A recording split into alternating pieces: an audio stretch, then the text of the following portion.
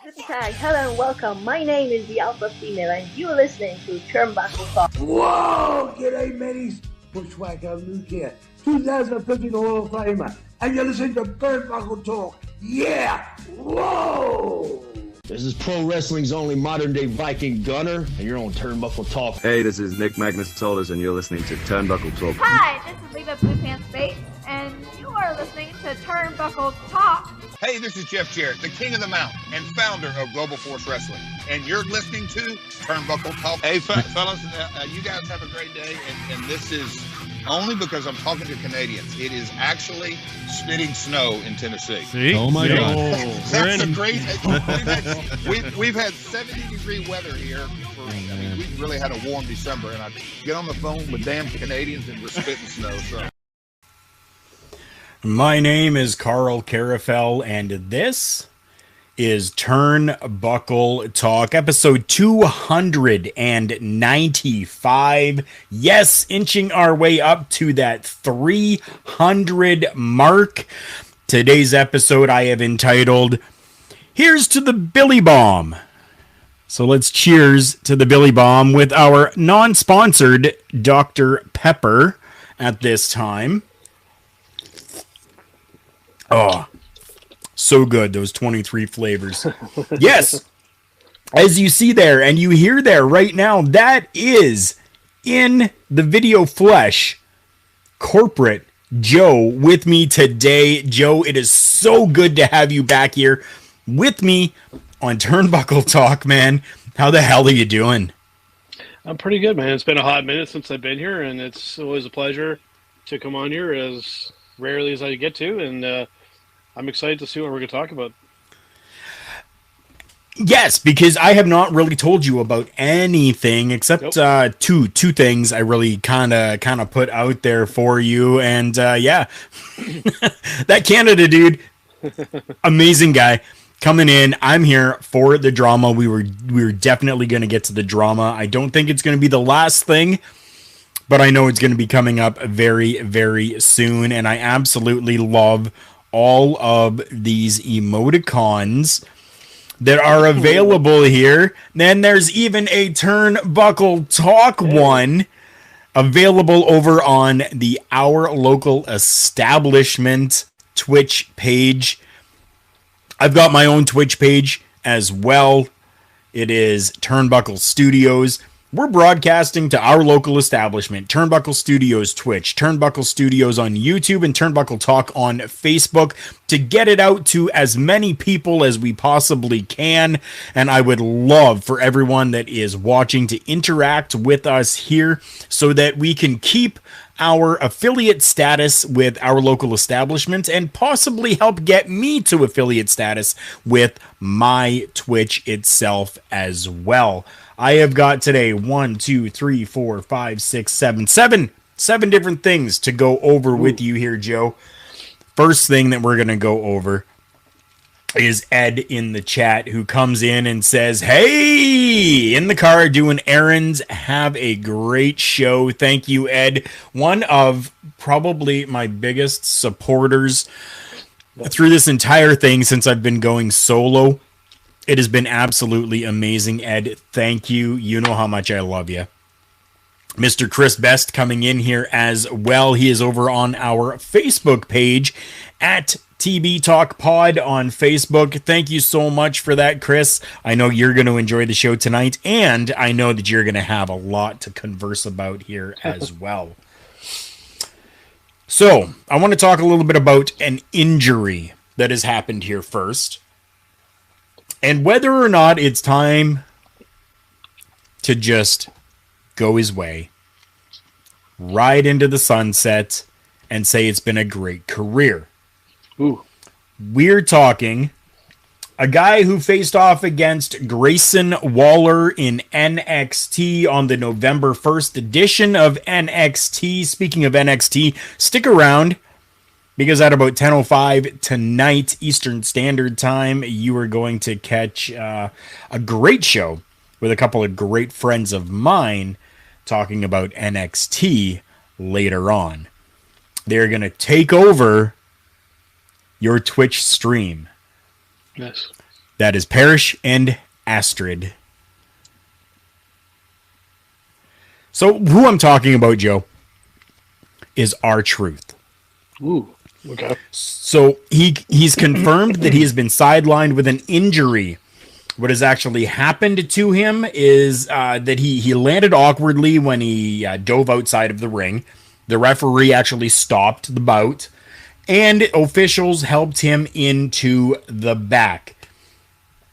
So, thank you to each and every one of you with praying hands up. I might turn this into a documentary, he says, in a little Twitter video. In the Twitter video, he says, hey, what's up? First off, I want to thank each and every one of y'all for y'all's concerns and get wells, your prayers, your support. Yes, unfortunately, yeah, I got hurt. I did tear my quad tendon, and I'm back at the surgery now as we speak. It is what it is, right? You guys know I'll be back. I want you. Without you, there ain't no me. I'll be back before y'all know it. He seems pretty adamant that he is going to be making a return after this injury, after this surgery. R-Truth is in his 50s, dude. Yep. What do you think? It's tough with him because, I mean, first of all, though, hopefully he does get better, and we can see kind of where we're sitting at. Fortunately, he didn't pull the Vince McMahon and tear both quads simultaneously in one fell swoop. Right. That'll never be let down ever in a million years. But, I mean, if there's anybody that I think that can bounce back and recover from this, it's Truth. I mean, he very much like The Miz and some of these talents stay healthy for long periods of time. Maybe not main event guys, but guys that they can rely on to, kind of carry the middle and beginning parts of the show on a regular basis. Right. And yeah, like at 50 years old, man, I mean, he can move arguably better than some of the younger people in the company. So it'd be a shame for this to be the end for him because, I mean, he's never been that top guy. Right. Like the audience loves this guy, and at the end of the day, man, it'd be a shame to lose him. But I think if anybody, it might be like a fun addition to like a pre-show panel or maybe at the commentary desk. I don't know about that one, but like, I mean, he's got a personality that people gravitate towards. So even if he can't work in the in-ring, you could definitely make use of him elsewhere. I agree. They definitely can make use of him elsewhere, which I think would be absolutely fantastic. My concern is he did a dive outside of the ring and got injured. Okay. Yeah. He is getting older. How many more injuries are going to happen from being inside the ring? I don't want to see R-Truth go. I don't don't say that I do, because I really don't. I want to see R-Truth come back. But I'm concerned about his well-being from this. You know what I mean? Yeah. So, yeah, time will tell, man. I think what you do with him is, like you said, 50 years old. I think it probably is time to pivot towards like a performance center type of position, whether it be some type of coach or something like that. I think that would be fantastic. Don't push the luck to where you have to end your career on some horrible injury, and not to go out on your own terms, right? Right now, you can probably rehabbing it better, and then we could do some type of retirement match where he can go out the way he wants to go, and then from there, become a performance center coach. That'd be absolutely fantastic. I think it would be too. At this point, we don't know how long R-Truth is going to be out of action for. All we know is that he will be out of action, but we don't know for how long, and that's what's up. See, now what you could do, like if there was a way to, right? I think this would be so clever if you could get both companies on the same page, which, I mean, probably impossible, right? Is like while he's rehabbing, you have the storyline where his contract has seemingly expired, or he thinks that maybe it expired, so he shows up on AEW and goes, so is this the WWE? You haven't do the aloof R-Truth thing, right? It's like, so like, where's John Cena? Not with AEW. You have him show up, but you have him do that with like the ex-WWE guys. You have him show up with like Daniel Bryan and Regal, and just be like, "Hey, so like, where's Vince?" And we're like, "Where's the rest of the WWE guys?" Or, as cool as that would be, I mean, right? it would be. With AEW, I don't think that could happen. It would be great entertainment. Right. Fantasy booking at its stupidest, right? So maybe though with GCW. Hey, maybe.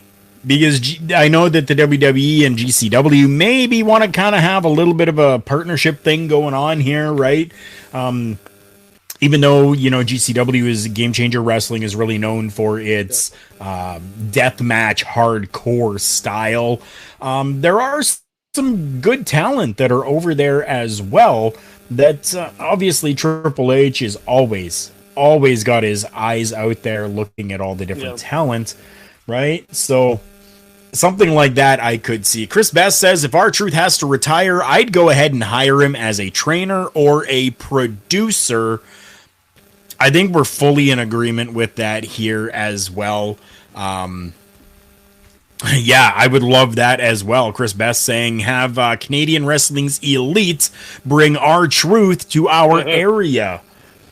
I would definitely. I would tell the boss, I'm not working. I need the night off. I have to go and see R-Truth. Right. Have to. Thankfully, as management within the company, I do kind of have a little bit of that luxury where I can just, kind of say, hey, I kind of need the night. I don't need like a whole week off for a vacay, but I just kind of need the night. And usually I get it, which is pretty good. And I think that, having CWE bring R-Truth in, I would totally be down for that. For sure. So R-Truth is going to, at some point, return. That's his plan, anyways. So it looks as though the WWE as well has had plans of their own in bringing people back. Triple H. Yep. Triple H is bringing people back. Yep. Now, I don't know if you saw this on Raw, but we finally got a new member of the OC, of the original club. I did see that. That new member being Mia Yim, returning Mia Yim. Now, this has honestly, from what I have seen from the internet marks out there, has been a plethora of great and bad as well, with people saying, she really isn't anything special. Why are we bringing her back? Blah, blah, blah. Bullshit. Other people going, this is absolutely insane. If you watched yesterday along with me, and I was watching the show, and I went insane for Mia Yim showing up and coming back. I was like, oh my God, this is absolutely amazing. Chris Parrish was kind of excited. Keep in mind, he had about 3 other shows that he was watching at the same time due to his fantasy teams that he's got. But we both were actually kind of excited about this. I'm still excited about this because now this adds that female element into the OC to come and face the Judgment Day and be a formidable opponent for Rhea Ripley. Yes, Chris Best saying it correctly. I did mark out hard. I did. I was excited. Now, you were nodding your head that you saw this. What were your thoughts when you saw Mia Yim return? Well, first of all, before I give that actual thought, this segues kind of nicely into something. One of the main reasons why I did want to come on this week, and I think it fits quite nicely with this. Being away from wrestling for quite a while, I've had time to ponder this kind of opinionated stuff, right? So, over the years doing this podcast, I've always been pretty vocal about my opinions on how I feel like wrestling should be structured a certain way, and if this has been done a certain way, I think that's kind of wrong. But I've had time really to kind of digest and really think about how I feel about professional wrestling. And, at the end of the day, just like with music and movies and this kind of stuff, there's going to be stuff that people like and people don't like, right? There's stuff when it comes to music, there's genres of music I absolutely adore, and there's genres of music I absolutely despise. With wrestling, it's the same kind of thing, and it's probably the same thing kind of with everybody. But at the end of the day, that thing that you might hate might be something that somebody else loves, right? So it's a mixed bag for everybody, and it's just not, in my opinion, cool to just crap on somebody because they like a certain thing. I mean, because you feel differently, right? Right. It's this, and we see this a lot on social media as well, right? Where there's this narrative of, well, everybody's entitled to their opinion. I've gone as far as saying that is not a thing, because as soon as your opinion usually differs from somebody else, then you can't have wrong. an opinion. It's wrong, right? Right. So, yeah. for lack of a better term, the best way to describe that, it's bullshit. Because everybody is going to have a different opinion. There are no groups of people that are going to agree on everything. It's impossible, right? So at the end of the day, there's stuff that I love, there's stuff that I hate, and you know what? Stuff that I hate, I don't watch, and stuff that I do like, Right. I will watch at the end of the day, right? And I think that's a model a lot of wrestling fans should follow, because the fan base is still something I think it is really, really wrong with the wrestling business combined with the social media. But looping back into it to Mia Yim, I personally wasn't a fan of it. To be perfectly honest with you, I had nothing against her as a compare. I think she's a fantastic female wrestler. But Right. for me, it just didn't quite feel like it fit with the OC type of thing. Like, it just, for me, like she doesn't look like she quite fits in there. That's just my personal take. I may be proven wrong. I have been proven wrong in the past. I went as far as predicting that Stone Cold Steve Austin was not going to come back for WrestleMania, and he proved me wrong. And so, if I can be proved wrong, that's great. But if that's just my opinion about it, it doesn't matter. It doesn't mean because I feel a certain way, it doesn't mean it's actually bad. It's just not something that I like, and I leave it at that, right?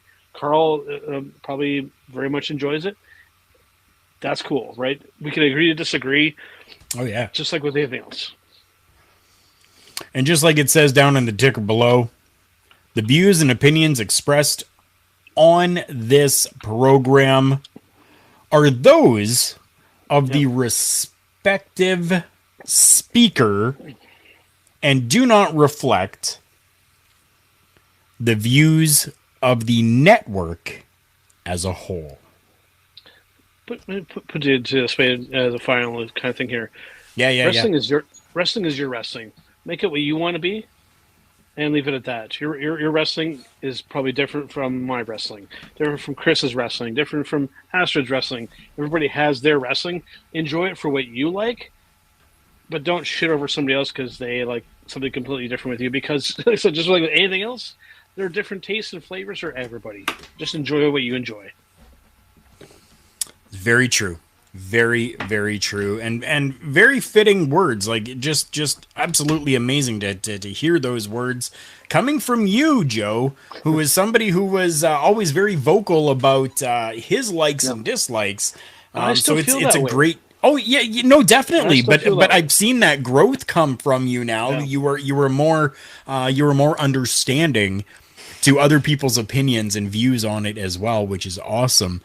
Chris Best coming in saying, when I see something new like Mia Yim joining the OC, I almost always take a wait and see approach, which is great. And that's exactly what I'm doing here as well. I was just excited for Mia Yim to have returned. She could have returned in a segment with Matt Riddle, and I would have been okay with it. Yes, Joe, Matt Riddle is growing on me. I heard, yeah. He is.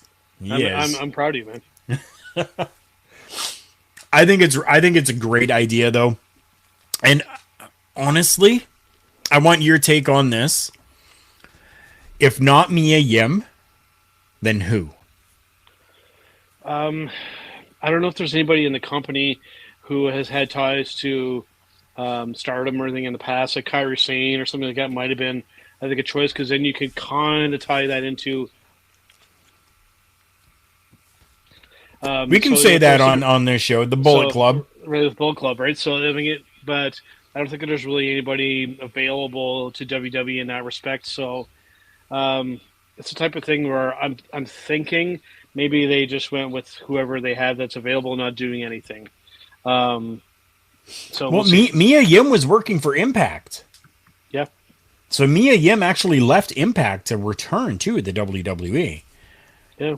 Surprising too, given the way that her husband left the company, for her to come back to WWE as well, right? So, I mean, but that says a lot probably about her and the company as well, to be able to mend things, right? Because, you know, that's likely probably something we would not have seen if Mr. Vince and Kenny McMahon were still running the show, right? So she probably would have been like, yeah, no, I'm good. You know, you can use, you know, Dakota Kai or something, right? So use somebody else, right? So, but, you know, I think she has the experience. And very much as Paris said, you know, I will play that, you know, let's see how it unfolds before I make too much of a judgment.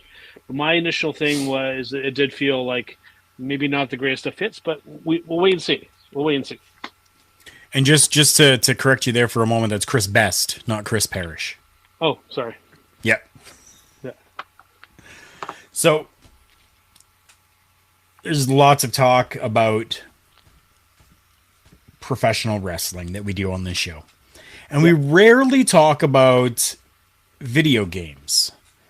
But I want to touch on video games right now with you, because I know that you are somebody who enjoys playing video games. AEW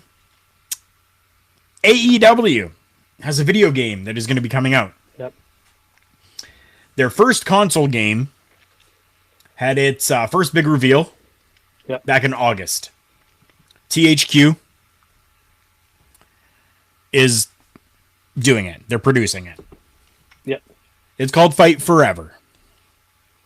So word coming out right now, and there's good news on the horizon, is that when AEW Fight Forever is released, it will be part of the Xbox Game Pass day one. Yep. No waiting, no having to wait, none of that bullshit. They are putting it out on Xbox Game Pass day one. This is something unheard of, especially in the video game professional wrestling scene. I know that you play video games, and I know that you enjoy playing professional wrestling video games as well. I want your take on how monumental this is right now for the game to be available to like over 25 million subscribers of the Xbox or the Microsoft service. Wow, dude. Wow.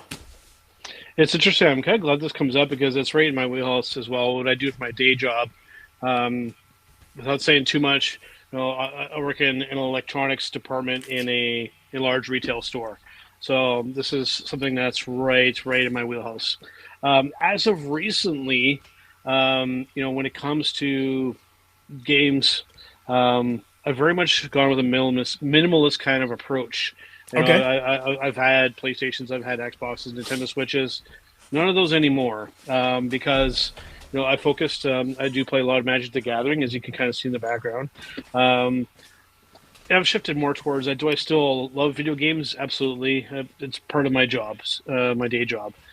When it comes to this, the part that's interesting is that it's going into a service where it's not necessarily for free, because I mean people are paying for Game Pass, but what's interesting is that if you're ever bored one of these days and you purchase a digital game, read the agreement that you're agreeing to, because it's very, very interesting, because when you actually take the time to read it, you do not own a digital game. You are purchasing a license to use that game, and that license can be revoked at any time for whatever reason by the publisher or the manufacturer's decision, right? PlayStation 3 people saw this very recently when that digital store was shut down. Any digital games that you owned that weren't downloaded on the system, you have permanently lost access to. So what I say to people, digital games, cool. When it comes to ownership and preservation and that kind of stuff, digital games are terrible. Whenever you possibly can, if you have a system that takes a disc or a cartridge, what have you, it's a lot of times it's the same price too, by the way. Digital games are the same price as physical games. that's a whole other discussion we can have. But always buy the physical game if you can, because then at the very least, worst case scenario, you can at least trade that in towards something else if you wish. You cannot do that with the digital game. So, so that part of it, I think it is cool. Money-wise, I'd be a little wondering, because you're not going to make as much money with that, whereas as if people are actually buying the game full price. So we'll see how that goes. Because, by the way, because Microsoft is looking at purchasing Activision, which is the publisher of one of the biggest games of their Call of Duty. So if that acquisition were to happen, Call of Duty would become a Microsoft exclusive. So, oh, shit. There's a lot going on in that arena, right, dude? So it's interesting. So looping back around to what you were actually asking about with the AEW game, it looks interesting. It has very much more like an arcade kind of approach. I will say that I think that they're rushing it. I think that they're rushing it a little too quickly. I think it needs another year to really kind of fine tune this. Maybe add some more people. Maybe take out CM Punk if you want to. But I think that it's the type of thing where I think that they're rushing it to try and compete. And I think there's a bit of a chip on THQ's shoulder as well with this. And I think that they want to try and outdo WWE. I think that's the wrong focus. Take the time and put out a really good game. Take however much time it takes. Don't rush it to market, because that might be bad. So with that being said, we have to take a drink. The actual Chris Parrish this time. That's right. That's right. Good to see him come in here as well. Not fake Chris Parrish. The real Chris Parrish. We'll get to this comment. Chris Best says, so as a gamer myself who plays on PlayStation, while yes, this does affect me, I don't mind if I have to wait, as most games get released broken anyways. Now, while that is... right. That's your Nintendo. To go to your point, where you say that the game is being rushed, okay? So Fight Forever is being developed by Yuke's, THQ Nordic, and is currently scheduled to be released on the Xbox Series XS, the Xbox One, the PS5, the PS4, the Nintendo Switch, and the PC, but we still have no official release date. Yeah.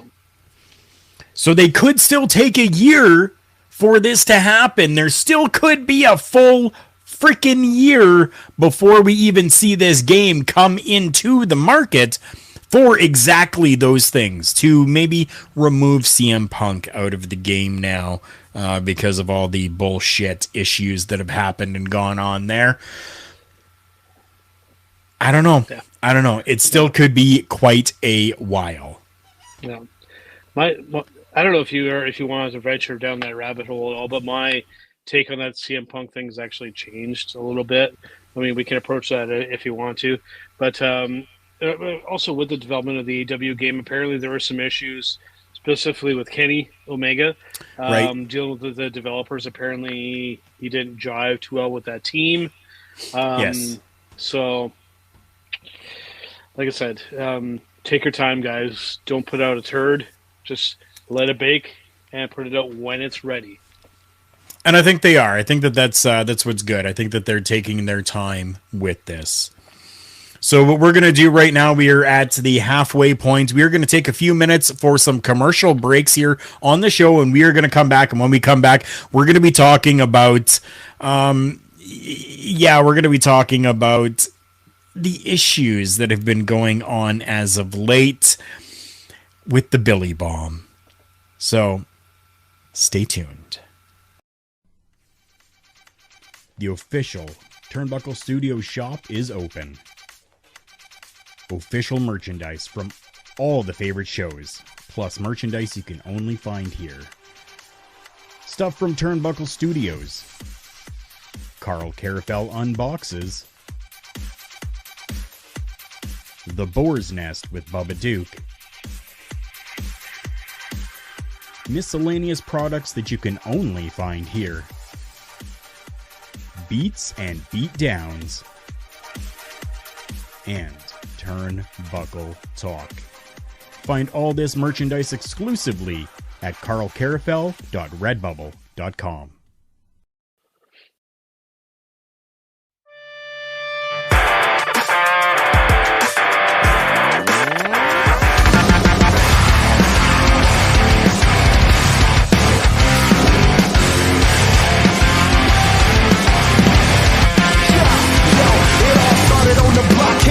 Trendsetters, the school of hard knocks and that attitude era. Yeah, I just wanted to be one of the best. Holding the mic as I'm yelling out, D-Generation X. I will remember it.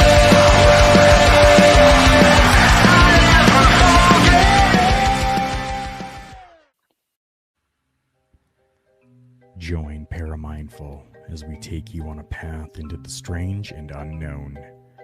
Mel, Alex, and Karl slash through topics that are out of this world. Ghosts, Bigfoot, angels and demons, dogmen, mothmen, suicide forest, Bermuda Triangle, and more. Let your senses tingle with excitement, but keep the lights on, because it's scary in the dark. Promotional consideration paid for by the following. Wrestling, a love and a passion we all share. I've started a wrestling brand, the wrestling brand. A brand founded on the aspects of wrestling. Two entities working together to create a product that connect emotionally for people everywhere. Collar and Elbow is the brand. Passion and love for wrestling is the drive. I am Al Snow, and this is Collar and Elbow, the wrestling brand.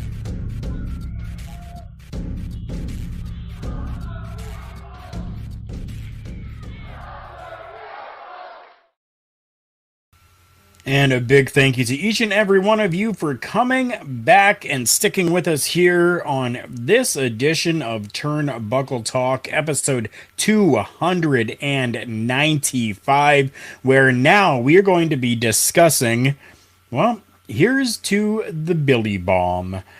There's been some definite craziness that has been happening and going on with Billy Corgan and the NWA. Joe, I don't know if you know very much about this, and it's this situation that is going on, but hey, it's Astrid. She's coming in. I hope you were doing well. I know that you have storm warnings happening down in your area, and we definitely are just praying for you and making sure that everything is good. We're sending all of our well wishes to you and everyone down there that is affected. I have many friends down there. Big Vito and Noel Harlow are down there, as well as Miss Kim is down there. I have a lot of friends down in your area, and I'm really, really hoping for the best. I even have a friend that's down there visiting in Orlando right now. And she was at one of the parks down there, not a Disney park, but down at a park, and they were even under a storm warning watch going on. So we're definitely keeping you top of mind and hoping that everything works well. Astrid hopefully will be okay and still have power. Yes, Astrid, we all want you to have power. Your friend Zone is thinking about you. Yes. So that she can continue and do a show later tonight with Mr. Chris Parrish. So, Joe, what do you know about this situation that's going on right now with Billy Corgan and the NWA, as well as former guest of Turnbuckle Talk, as you heard at the very beginning of the show, Mr. Nick, at that time, Magnus Aldis? All that I've literally heard is that he's either his contract is up or he's opting out, or what the exact scenario is, I don't know. I just know that it appears that he's on the verge of being a free agent, which has me kind of excited because I think that he's one of the best wrestlers to have never signed with the WWE. Right. Now, My only reservation is because one of my current beefs with AEW is that the roster is extremely bloated, and not everybody is getting used, and so we're starting to run into the same issues that we've had with WWE before. So as much as I love Nick Aldis and would love to see him working for the premier company in the business, it's a tough thing because it's starting to turn into the thing that's like we're taking everybody back and we're starting to get big roster-wise again. So I just say, you know what, maybe sit tight for now. Maybe go do the G1 or do something over in New Japan for a little while. Visit the territory, so to speak, and then maybe let the dust settle and maybe let them come to you and go from there. Okay, so yeah, I mean, essentially, yes, that is it, right? So Nick Aldis's contract is coming up. He has about 53 to 55 days left of his contract.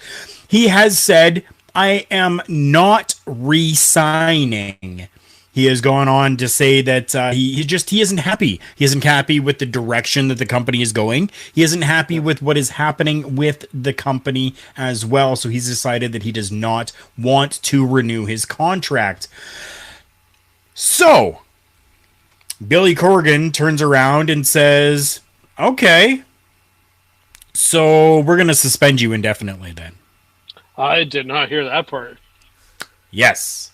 What? So NWA announced that Nick Aldis has been suspended and pulled from Saturday's Hard Times 3 pay-per-view and Sunday's Revolution Rumble event. The suspension comes after Aldis noted in a now deleted Instagram video from the weekend that he gave his notice to the company following differences between he and NWA president Billy Corgan, as the promotion became so embarrassing that he can no longer be part of it. So those are the words that came from Nick Aldis, who is obviously at this point a little disgruntled, which everybody gets that way. Everybody does. Everybody hates the fuck out of their job. I said that word. Everybody hates the crap out of their job at times where they've just had enough and they're fed up and they're like, dude, I'm going to quit. Like, I can't do this anymore. I'm sick of it. Maybe that's the point that Nick Aldis is at right now. So in turn, Billy Corgan says, if you're not happy, then I'm just going to suspend you. What the actual F, David Blaine? It's the type of thing where I think that, when the NWA came back, there was that initial charm, right, with Power. I was one of their biggest supporters, at least I think, anyways.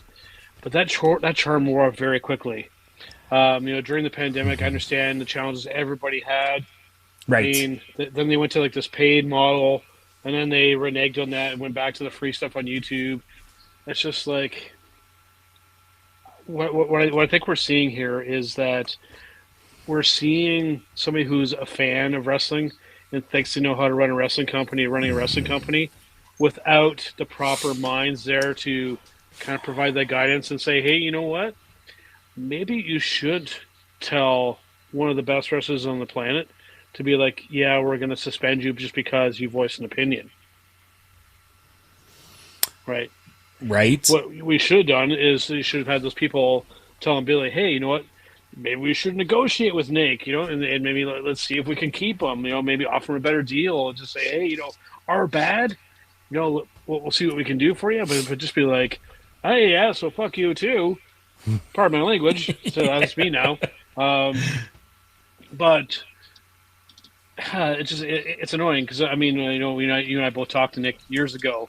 Yeah. I mean, he was a class act. Later on, after the interview, he even checked us and asked how we were doing. Right? Yeah. He didn't have to do that. So, yeah, man, it's and he gets a lot of heat from, especially journalists in wrestling business for being like this. No, that wasn't our experience at all with it. I think Nick's a world-class wrestler, and whoever gets him will be in a good position. I hope that he maybe goes to New Japan and does a run there for a little while. I think that he would be a pretty cool attraction there because British wrestlers aren't a big thing over there, and Japanese wrestlers like things that are different. So I think he would be really cool there. And I think so as well. Added benefit, you have Mickey there as well, and because Stardom is essentially looped into New Japan now, you could have Mickey doing some Stardom. Yeah, right. You see what I'm going with this? Oh right? yeah. So Oh yeah. I think that would be awesome, and you could have them be like a power couple over there in New Japan. That'd be right up the Japanese fan base's wheelhouse there. So it we'll definitely would be. But like I said, as much of a supporter as I have been for the NWA, they're shitting the bed kind of recently, and if they lose, in my opinion, their top guy, there's not a whole lot left there for them. Sorry. I heard it said very, very nicely just today, actually. I'm going to get to what was said first. My guy, Bobby Munson, coming in here. Hello, gentlemen. Hope you're having a great evening. I'm having a great evening. I hope you are as well, my brother. Bobby Munson and I do Beats and Beatdowns, as you saw in that commercial. Season 2 is coming. I'm trying to work things out schedule-wise so that we can have our big live show and have it not fall on a holiday so that we can ensure that we have everybody available, because we're going to have a very special guest on the show with us for our season finale of Beats and Beatdowns, so stay tuned for that. What I heard today was the NWA's weekly shows are absolute shit, but their pay-per-views are amazing. And I had to agree. Sounds about right. Right. So I'm going to get to Chris Best's comment here. He says, okay, so Billy Corgan to me is one of those guys who cries if he doesn't get his way. We saw that. That reminds me of Caillou. They're both bald. Holy shit. Billy Corgan is the adult Caillou. Who's Caillou? You know, that little cartoon kid that always, like, beat up his sister and got away with shit? You know who Caillou is. I have to Google that. Yeah, you will. I'm an old man, right? I'm 42, so. Wow. I don't know what the kids are doing these days. This was when my kids were young. Oh. You know who Caillou is. I'll have to look into it. So, okay, so Billy Corgan, to me, is one of those guys who cries if he doesn't get his way. We saw that when he departed TNA, and he's done this time and time again as the lead singer of the Smashing Pumpkins. Oh, God. Yeah. Right? Right? Are you Googling Caillou right now? I will be, but first of all, the Smashing Pumpkin things. Yeah, because like they would, so it wasn't too long ago they put out a new album. And so, yeah, you go on tour to support that new album, but also at the same time, you want to, show your fan base, hey, here's some of the classics, some of the stuff you guys have you love about us. And Billy was just like, yeah, we're not going to do that. We're just songs from the new album. You're not going to hear Bullet with Butterfly Wings, nothing like that. Fuck you guys. Shove the new music down your throat, and if you don't like it, who cares? Right? Pretty much is what he did. So yeah. Oh yeah, it's true. I have true. to look up Caillou. Yep. Caillou. So something else that, and this is why I went with this whole like implosion thing design. Yes, that guy, that Caillou. Yes, that kid. Yeah. Now I know who you're talking about. Yeah. That's why. So this is why I write "Here's to the Billy Bomb," because, well, if you guys don't know, the Smashing Pumpkins actually have a song that's called "Here's to the Atom Bomb." So I decided to use that in this and called it "Here's to the Billy Bomb." Billy Corgan, as per Fightful Wrestling, is quoted as saying, "There are great women's wrestlers. Can they wrestle NWA style and carry a pay-per-view?" With question marks. Bitch, please. There. Jesus, come back and there's Caillou right on the screen. Screw that kid. Okay, so Billy, William Patrick Corgan, do you watch your own product? How amazingly successful was Empower? Oh shit. Right? And that was all women. Yeah. What kind of drugs is Billy Corgan on right now? And no, I don't want to share any with him because these ones are absolutely insane. Dude, what do you think? Like, seriously, that statement right there. So Nick Aldis retweeted and quoted the tweet where Billy Corgan said, there are great women's wrestlers. Can they wrestle NWA style and carry a pay-per-view? He quoted as saying, if some of you are wondering whether stuff like this is factored into my decision to give my notice, you'd be correct. What do you think of that statement from Billy Corgan, from William Patrick Corgan? It's, to me, it comes off very much as he's somebody who is, I've been very guilty of this in my wrestling past, of being kind of set in my ways and thinking I know how things are when that's not the case. That seems to be very much his train of thought, is that he thinks things are going a certain way, but in reality, it's very, very much a different thing. Right. You know, it's, I don't know if he wants to go and start another company or what he's looking at doing here, or if he just wants to get rid of everybody. One statement I will agree with the CM Punk on is that the grass is not always greener on the other side. The grass is greener where you water it. That is a very, very true statement, and it is very much the case. You know, you can be in a place where things aren't ideal, but if you do things properly and allow things to grow in age and change in a good way, you can have a wonderful thing. But if you just shit all over Serena Deeb, Thunder Rosa, and all them for all the hard work that you do, don't expect them to come catering your ass now. Right. Not at all. So for all of you, okay, I want you all to, at some point when you are able to, go to the Turnbuckle Talk Facebook page. I have posted a link over there from my good friend Aaron Rift of NoDQ.com, where he has a write-up there about Billy Corgan addressing the situation between Nick Aldis and the NWA.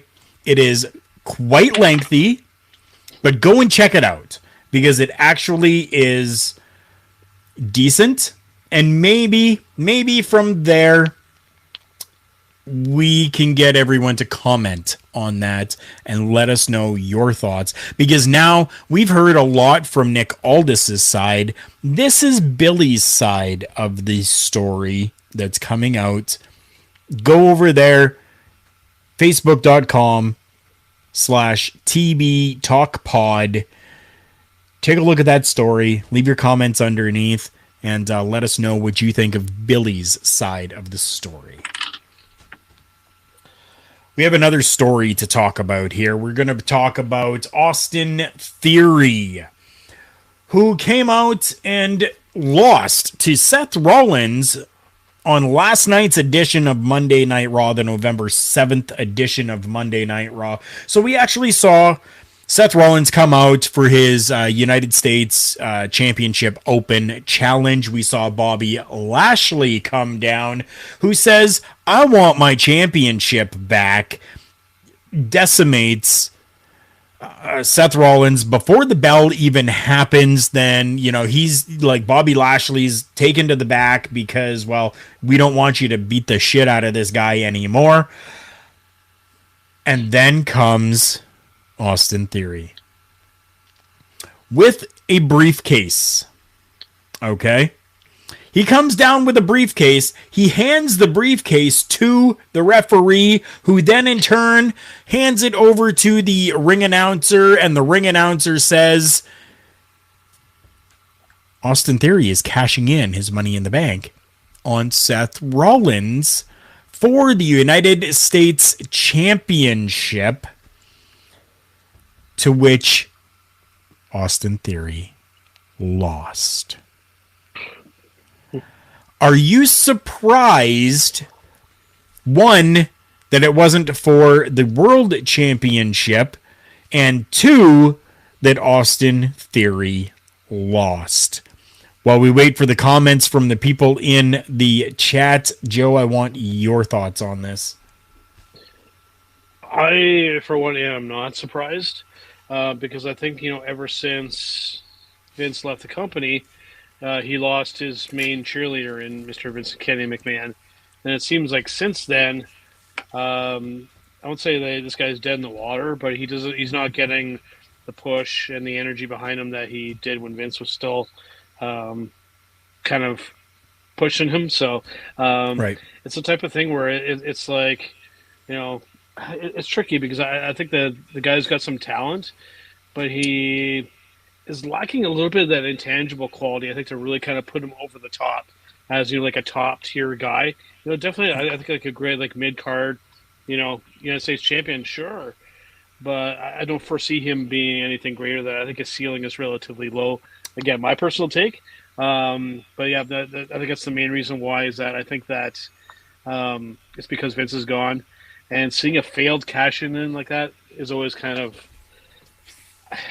I guess it's different because we're so used to the guy getting the crap beat out of him, and then somebody else just capitalizes when they're down a weekend. It's a very short affair. So it always seems to play out one of those two ways. It's never just like a straight-up thing. It's like there's always some type of shenanigans. And I get that that's kind of the shtick of the Money in the Bank, but, I think that they need to change that formula up a little bit just to add a little bit more unpredictability and excitement to the whole scenario. Chris Best coming in here saying, I'm surprised he cashed in instead of saying, I accept your open challenge. Now, with that, I can see the WWE putting a little twist in things and having Austin Theory go out there and say, listen, ref, listen, I didn't say I was cashing this in. I was simply handing this to you so that I could get in the ring for this open challenge from Seth Rollins, and maybe twist it to allow Austin Theory to get that back. You know what I mean? Pluggo, my buddy, good to see you in here. Thank you so much for popping in. I appreciate you. He says, Joe and Karl together makes me feel all warm inside. Ooh, yeah. Makes me warm too, buddy. It definitely does. Pluggo is a stud. I tell you, Pluggo is a stud. The little bit that I couldn't see that being the case with Theory is because, to the best of my knowledge, once that ring person, whoever mans the bell ring, as soon as they say the person is cashing in, they've been handed that briefcase, I believe that's an official declaration that you are cashing in. So we'll see. But with that, so Austin Theory just handed him the briefcase. I didn't see what he said. I didn't hear what Austin Theory said.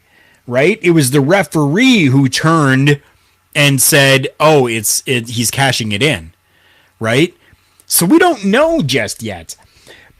Now, that's just all speculation on my part. I really don't believe that is what's going to happen. I believe that what's happened has happened, and that Austin Theory is no longer the holder of the Money in the Bank contract, and that, yes, he did lose that contract and that shot unsuccessfully cashing in. And I think that what we're going to see is a push now of Austin Theory. This isn't an end for Austin Theory. This isn't a go home for Austin Theory. Nothing like that. What this is I think that he held on to this for so long, right? And he was holding on to this during like McMahon times, we'll say. Now let's wash those sins away and have Jesus H come in and make everything whole again. And rebuild Austin Theory with a push. That's what I see happening. You know what? Why I think that he doesn't really kind of click with me is because, and again, I'll preface this with, I'm an old school wrestling fan, okay? I think you guys all know that by now. And I think the reason why it doesn't click with me with Austin Theory is because I can't tell if he's a good guy or a bad guy. The way that he holds himself and interacts, I can't tell. For me, it clicks with me when I see somebody clearly in either one of those roles. The tweeners have never really gotten over well with me because it's like, when I like it better when I see a clear direction. It's like, this guy is aiming for the bad guy, or this bad guy is looking to take the good guy out, right? Understandable. He comes up as a tweener to me because I can't tell if the audience is digging him or hating him. And so it makes me hard to get behind him in either direction because I don't know which way it's going. Maybe that's just me, but hey, that's me. No, I totally get it. I totally do, and I totally understand that, and I'm okay with that. Definitely I am. We got two more quick things to go over here, but before we do, you see that QR code there on the screen right underneath me? Rogue Energy. We are part of Rogue Energy. We are affiliates with them. Hit that QR code there. It is going to take you to the Rogue Energy website where they have like energy drink powders that are there for you. Your best option, honestly, is to get the shaker cup, which gives you samples as well. You're going to get, I believe it's about 7 different samples that you can choose from with a shaker cup to try out the different flavors that they have. And yes, just recently, they now even have Rogue Energy available in can format. Plus, they have some really other cool merchandise as well. If you were watching yesterday with me on the Monday Night Raw watch along, you saw Chris Parrish with his Rogue Energy hat that he just got, where he said that it actually feels really, really nice. In the ticker down below, you're going to see the promo code OLEPODS. Get yourself 10% off your purchase over at rogueenergy.com. Somebody who has a lot of energy was almost a superhero. Almost a superhero. I'm going to keep that promo code down there for the rest of the show for everyone. Make sure you're clicking that. It's right there. Scan it. You'll get in. Use that promo code. Nikki Cross, who has taken a transformation back to actual Nikki Cross instead of Nikki ASH, and has gone back to her crazy, psychotic, dark self, and I love it. Dare I say chubby? Yes. Okay. We saw Nikki Cross come out on Monday Night Raw and face off against Dana Brooke. If you want to know my thoughts on Dana Brooke, go back and rewatch that matchup as I showed on the stream because, well, I like the old Dana Brooke. I'm just saying. We saw Nikki Cross take on Dana Brooke for the 24/7 championship, with Nikki Cross winning that matchup. And then we see her walking in the back with Damage Control. And they're walking. And Nikki has the title belt over her shoulder, not even touching it or whatever. It's just hanging there, and they're walking. And she's got this huge, beautiful smile on her face, looking absolutely gorgeous. And then she just takes the championship and drops it. Totally misses this like huge ass garbage can that's sitting there.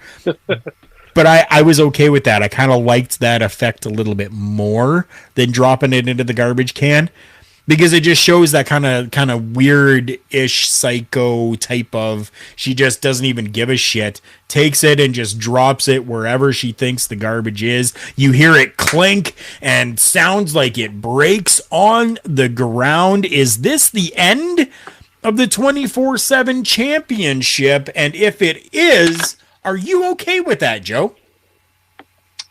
Before I answer that question, let's back up a little bit because with Nikki Cross, definitely cool to see her back to like the bad shit crazy Nikki Cross. Even with the Sanity music, I don't know if you guys are picking up on that, but I mean it sounds exactly the same as that old Sanity music. And I will disagree with Carl a little bit about Dana Brooke. You know, at least like looks and appearance wise, damn. I mean, she looks good. So, I mean, she has clearly trimmed and like leaned down. I think she looks fantastic. And I mean, the fact that she's still there means that they see some potential in her, and I will give her some time because, like, the look looks fantastic now. She looks a million times better than she did when she was first on the roster and came up from NXT and all that. I think she looks great now. So I'm excited to see what will come from her. Give her a chance. Give her a chance.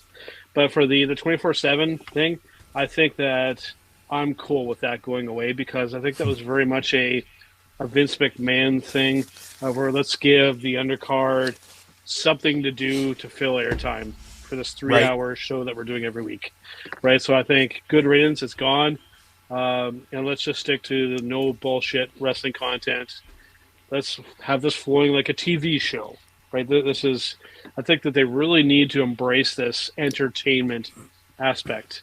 I know the wrestling is obviously still a part of it, but make it like a TV show. And I think that 24/7 thing, I think it was a disservice to a lot of those talents, like guys like Bobby Roode and stuff like that were resorted to doing that. Damn shame. So these guys and girls are capable of so much more, Dana Brooke included.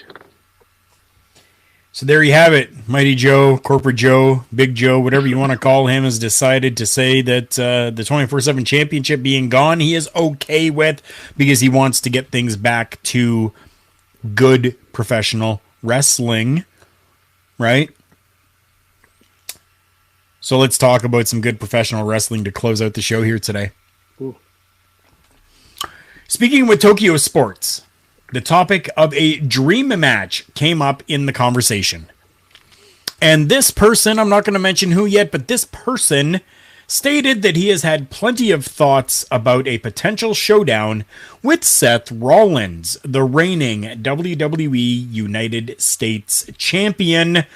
He noted that Rollins has actually approached him, too, about having a matchup. He says, I've mentioned Seth Rollins' name many times and he's approached me, so I have a lot of thoughts about it. He also says he would prefer and like to have something facing Ricochet as well. Would be a dream come true. They previously had a memorable clash at the New Japan Pro Wrestling Best of the Super Juniors 23.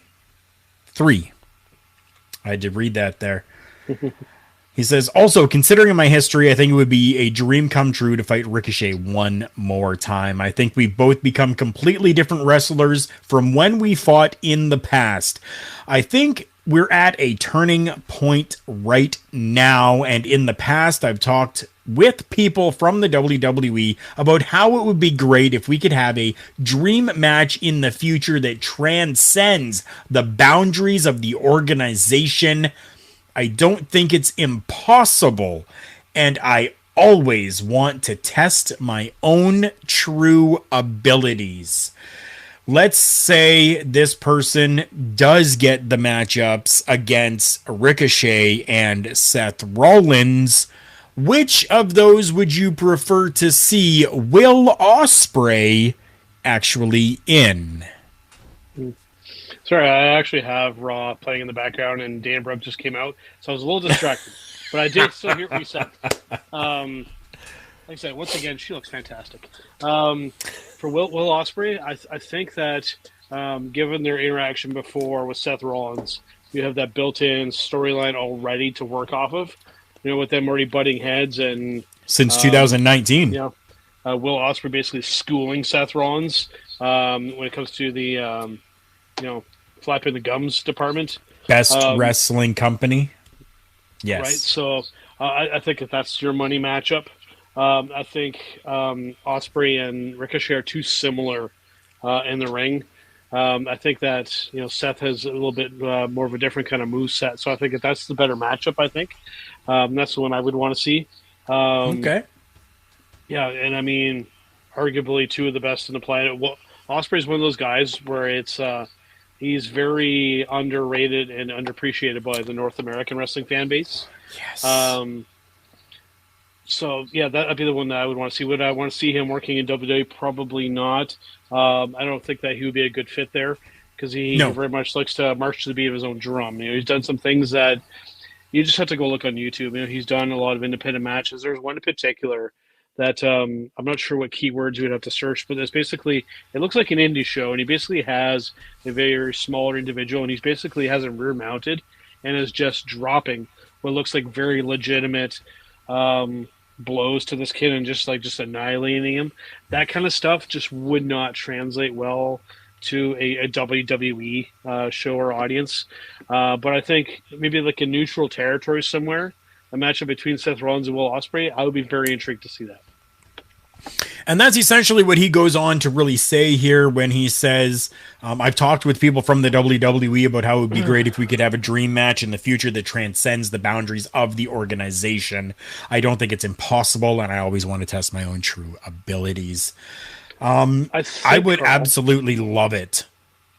I think that this is where I think going forward can really kind of morph the idea of the Royal Rumble. Because I think that's the place where you bring in like your Will Ospreays, your Hiromu Takahashis, people from other promotions, and break that forbidden door down, just to give somebody a chance to just kind of have a little short run through the company, get their time to shine, and they can kind of go back to their thing. And I think that would be very much possible with the Triple H regime, definitely not with Vince. But I think it'd be really cool. It's to see a handful of legitimate surprise people coming into the Rumble, just like where you're just like, oh, like when AJ showed up in the 2016 Rumble, and we were like, holy shit, right? So I mean that was one of the loudest pops since Punk returning on AEW, right? You get the Road Warrior pop, right? So I think that you bring in like an Okada or even just like a handful of big name guys just kind of showing up out of nowhere. And then you have them have a little bit of a run in WWE and have some dream matchup scenarios, and then go back to Japan or what have you. And I think that it's beneficial to both companies involved for that cross promotion, right? So we'll see if they do it or do anything similar to it, because I think that you would really then have the wrestling world talk. You would definitely have us talking. And that's not a bad thing, at least I think anyways. I don't think it's a bad thing either at all. It is definitely something that I would love to see. Yeah. And with that being said, I still have some left, actually. I want to thank our non-sponsored Dr. Pepper for always giving us refreshing drink here with authentic blend of 23 different flavors. Thank you so much to the non-sponsored at this time, Dr. Pepper, and thank you to each and every one of you for coming in, for interacting with us here again today. I absolutely love the interaction. As always, during these shows, you guys are the co-hosts along with me and whoever may be joining me. Like this week, it was an absolute pleasure to have Corporate Joe on here. Before we get out of here, Joe, is there anything that you want to tell everybody in the universe? Just briefly again, I know I had sent over Carl a video last week, and it didn't kind of necessarily play all too well because I didn't record a lot great, so I apologize. So I'll kind of reiterate what I talked about there. When it comes to Magic the Gathering content on this channel, specifically on Turnbuckle Studios, it's going to be on hold for a while because the price of being involved in this hobby and whatnot has become extremely expensive. When I was looking at getting together to do the next video, would have cost me about $200 roughly. So a little too hard to make that happen. So I apologize for not being able to deliver that as promised. But I am going to work at further down the road. I'm just going to spend a little bit of time thinking what's a more affordable way for me to kind of provide some type of Magic the Gathering content for you guys, whether it just being smaller or, you know, just single or double pack openings and that kind of stuff. But as for buying these kind of things all the time, they just become too expensive. So we'll just have to hold off that for the time being. And I just hope that you guys understand. And I'll work on something that will hopefully, you know, satisfy that people that would do like to watch the Magic stuff, because I know it did get a fair amount of views. So I apologize to those viewers, and I will work on something for you guys as soon as possible. And I appreciate your honesty through all of this and letting us know that. It is greatly appreciated. Thank you so much for that.